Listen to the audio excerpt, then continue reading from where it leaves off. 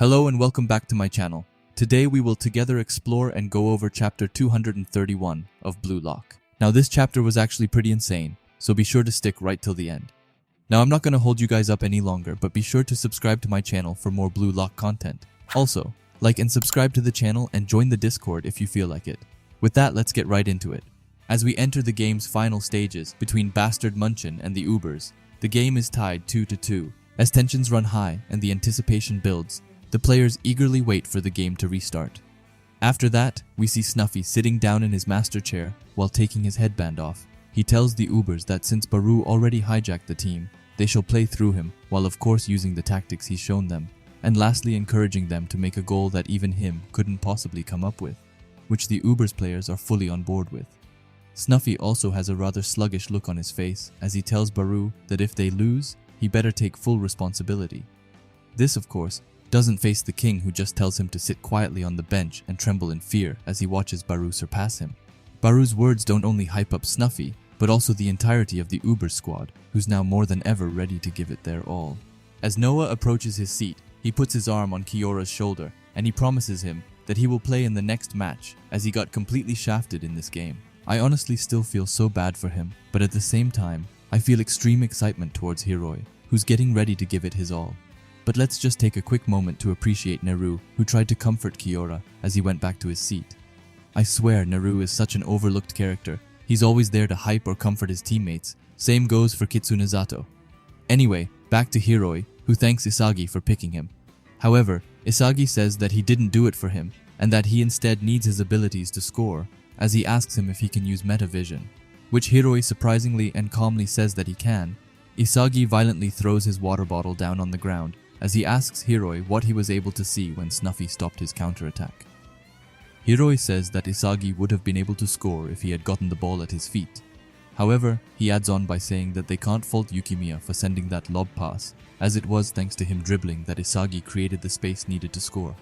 Hiroi then follows up with the most important question, asking what Isagi's plan is. However, Isagi takes some inspiration from Noah, as he tells Hiroi that he has no idea at all, which shocks Hiroi as he says that he can't believe that Isagi would demand Noah to pick him without a plan.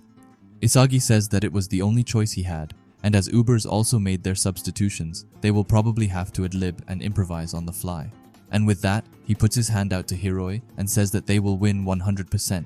Hiroi says that what they need right now is a collaborated winning vision, where they both read and analyze the game with metavision as he meets up with Isagi's hand. He also thinks to himself and wonders why it is that he doesn't hate the expectations that Isagi has for him, and that he's definitely going to change during his match.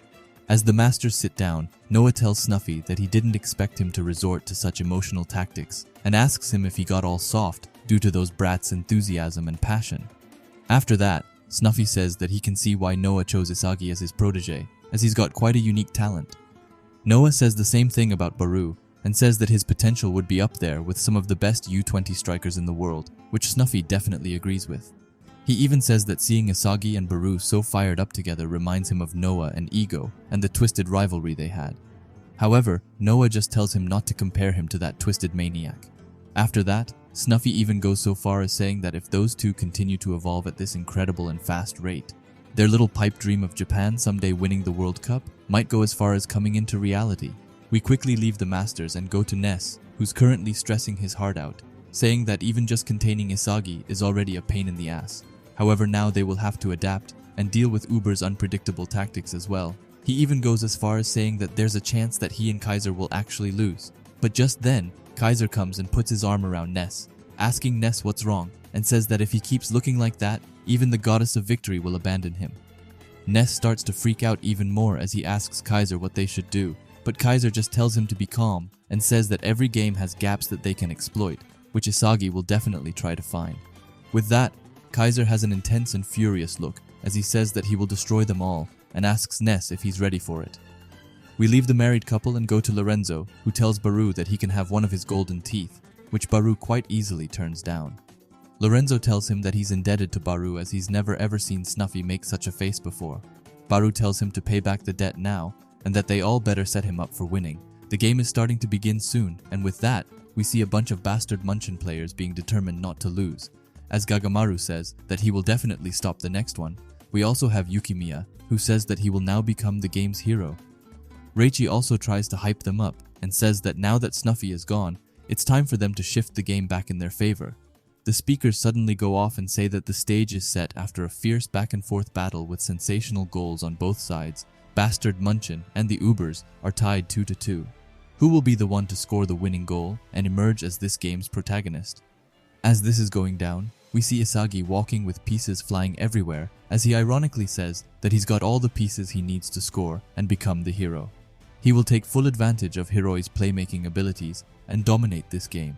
And just like that, the final restart in the Neo-Egoist League Match 5 kickoff finally starts as we see Bastard Munchen starting it off, and Isagi thinking to himself that the last goal and the king of the game will be him.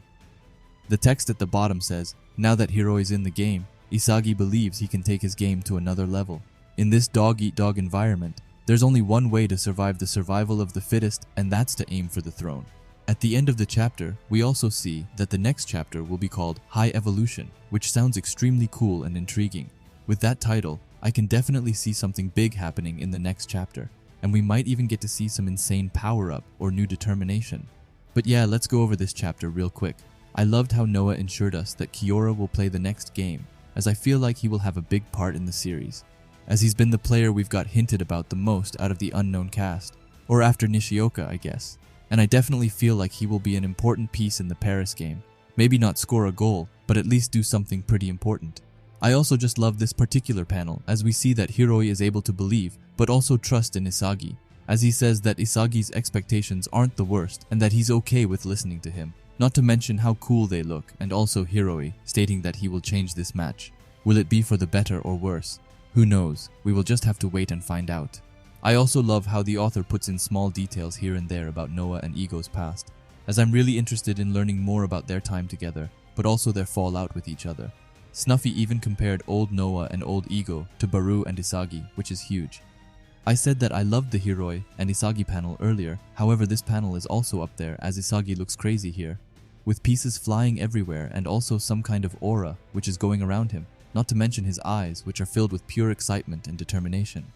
But yeah, this is just my thoughts on it, and please leave your thoughts and theories down in the comments as I love reading them.